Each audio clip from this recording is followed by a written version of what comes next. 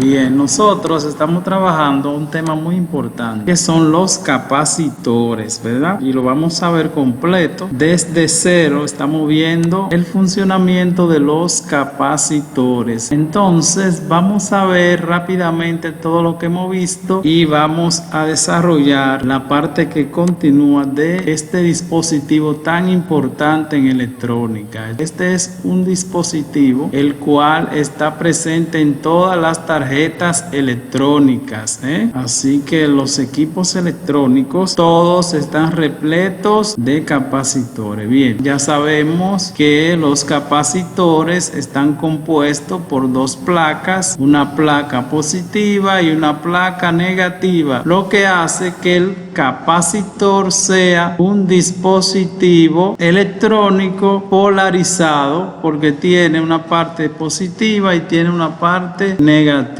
Por tanto, es un dispositivo polarizado. Bien, sabemos que en medio de esas dos placas hay un aislante para separarlas, porque no se pueden juntar. Estas dos placas no se pueden juntar, porque si se juntan ocurre una explosión. Es como si se juntara el positivo y el negativo. Nunca se deben juntar. Siempre son dos puntos que deben de estar separados. Bien, vimos las familias, ¿verdad? Las dos familias, los electrolíticos polarizados y los no polarizados. Los polarizados tienen, o mejor dicho, vienen en microfaradio. ¿Qué es el microfaradio? El microfaradio es un submúltiplo del faradio, porque el faradio es una unidad muy grande, por eso se utilizan esos submúltiplos como son el micro, el nano y el picofaradio. Ahora bien, los condensadores polarizados vienen en microfaradio. Los no polarizados vienen en nanofaradio y en picofaradio. El microfaradio es usted colocar 6,0 a la izquierda, 6,0 a la izquierda. El nanofaradio es usted colocar 9,0 a la izquierda. Y el picofaradio son 12,0 a la izquierda.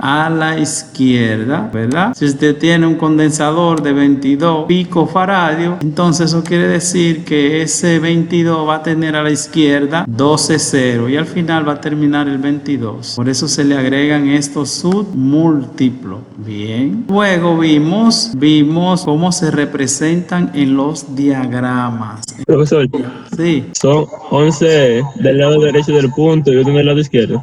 Sí, por todo. 12,0 por todo. Desde el que está antes del punto y todos los demás. Siempre así. Eso se llama notación científica. Bien, entonces aquí tenemos formas de representación en un diagrama. Bien, entonces los capacitores se representan de esta forma en los diagramas. Ya eso lo vimos, ya yo le expliqué cuáles son los símbolos que vamos a usar, etcétera, etcétera. Ok, seguimos. Entonces tenemos aquí algunas nomenclaturas y tenemos la función de cada una de esas nomenclaturas. Tenemos aquí la unidad en microfaradio. Este es un condensador electrolítico polarizado porque viene dado en microfaradio. También me dan el voltaje que soporta el capacitor. Este soportaría 100 voltios. Y aquí abajo tenemos, ¿verdad?, la temperatura, el calor que va a soportar en grados Celsius, 100 grados Celsius. Y luego tenemos la tolerancia del capacitor. La tolerancia, esas letras representan la tolerancia. Bien, nosotros además vimos el régimen de trabajo de un condensador. Ya sabemos mediante esta fórmula que podemos determinar la carga y la descarga de un condensador. Eso ya lo vimos. Simplemente tenemos que usar esta fórmula con la resistencia en ohmio. Podemos determinar, y la capacidad del condensador, podemos determinar el tiempo, ¿verdad? El tiempo de carga de un condensador. Y por último, nosotros vimos la reactancia capacitiva de un condensador. La reactancia capacitiva de un condensador. Esta reactancia capacitiva tiene una fórmula fórmula, ¿verdad? Y a veces se puede confundir con la reactancia inductiva. La reactancia inductiva tiene una L, tiene que ver con las bobinas. Mucho cuidado con eso. La reactancia capacitiva es una división 1 entre 2pi por la frecuencia por la capacidad del condensador, que se representa por una letra C. Mientras que la reactancia inductiva es una multiplicación, no hay división. Y aquí al final vamos a tener la capacidad de la bobina. Bien, eso fue lo que nosotros vimos. Hicimos este ejemplo, ¿verdad? De 3 capacitores. Buscamos la reactancia capacitiva de cada uno de ellos. Ahora nosotros vamos a ver los capacitores no polarizados, la otra familia que nos falta, ¿verdad? Vamos a empezar a tratar este tema. Dice aquí, vienen expresados en nanofaradios y picos faradios, lo que significa que sus capacidades están por debajo de un microfaradio. El nanofaradio y el picofaradio son unidades más pequeñas que el microfaradio. Eso lo sabemos porque tiene más cero a la izquierda. Mientras más cero a la izquierda usted le agrega una cantidad, se pone más pequeña. Todo lo contrario de que si usted le agrega más cero a la derecha, entonces va creciendo, se pone más grande. Bien, dice aquí, dado en un circuito electrónico, su función principal es la de producir niveles de acoplamiento y desacoplamiento de una señal. Bien, estos términos, acoplamiento y desacoplamiento, lo vamos a ver más adelante. Estos términos ustedes no lo conocen, pero lo vamos a ver más adelante, estos términos. Bien, aquí tenemos alguna pequeña definición de esos términos, pero más adelante lo vamos a tratar a plenitud. Dice aquí, la palabra acoplo significa hacer que una señal se haga positiva y desacoplo que se haga negativa o que se elimine el rizo, el ruido. Eso también lo vamos a ver más adelante. ¿Qué significa el rizo? El ruido. Cuando tenemos una señal alterna, vemos que las señales tienen algunas deformaciones,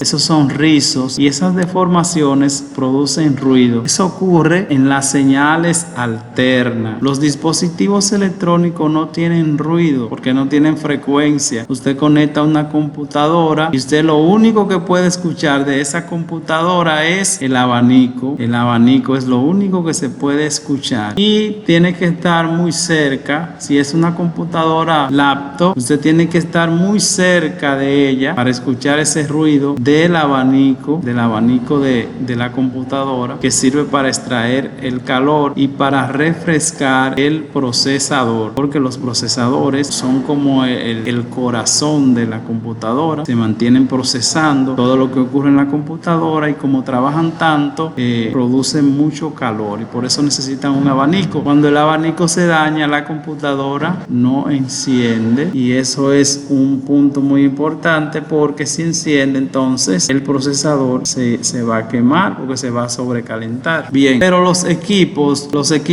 electrónicos no tienen ruido. Un celular no tiene ningún ruido, usted lo conecta y no va a escuchar ningún ruido extraño de la corriente. Sin embargo, los equipos eléctricos que trabajan con corriente alterna, usted lo conecta y usted escucha usted escucha un ruido. ¿Y ese ruido quién lo provoca? La frecuencia. La frecuencia es quien provoca ese ruido. Y más si tiene estos rizos, el ruido todavía se hace mayor. Y los capacitores eliminan ese rizo, eliminan ese ruido.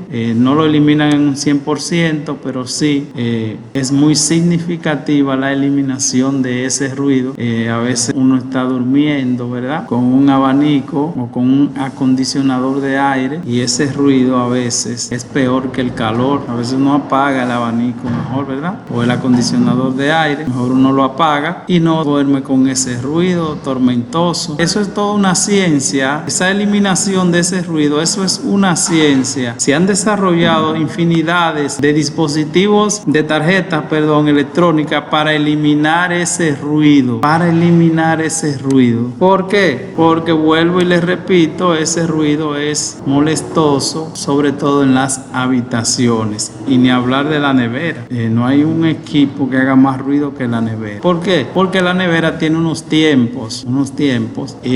Hay un tiempo en que la nevera se apaga. Cuando ella siente que ya no hay calor, eso es muy importante en la nevera. ¿Por qué? Porque cuando ella se apaga, entonces deja de consumir. Y cuando deja de consumir, pues la factura le va a llegar a usted mejor. Pero hay neveras que nunca se apagan. Todavía sacan todo el calor y sigue el motor encendido. Entonces, ¿qué es lo que hace la nevera? Se apaga y ya simplemente está circulando dentro de la nevera el refrigerante, y ya todo dentro de la nevera, ya todo está conservado, ya sacó todo el calor que había. Entonces el motor se apaga y vuelve a encender cuando sienta que sea necesario, o sea, cuando haya dado algún calor a la nevera. Por eso cuando usted abre la nevera, a veces la nevera está en silencio y de repente usted va y la abre, ¡prap!, y ella enciende y usted oye el ruido porque se escucha cuando entra el motor otra vez. Eso significa que ella percibió que hay calor, que hay que sacar más calor, y volvió y encendió el motor para que el motor ponga a circular el refrigerante. El refrigerante es quien extrae todo el calor de la nevera. Bien, dice aquí el 90% de los condensadores vienen con códigos para interpretarlos en picofaradio, pero como cada 1000 picofaradios es un nanofaradio, la conversión se realiza de una manera, y hay un error aquí, de una manera muy sencilla.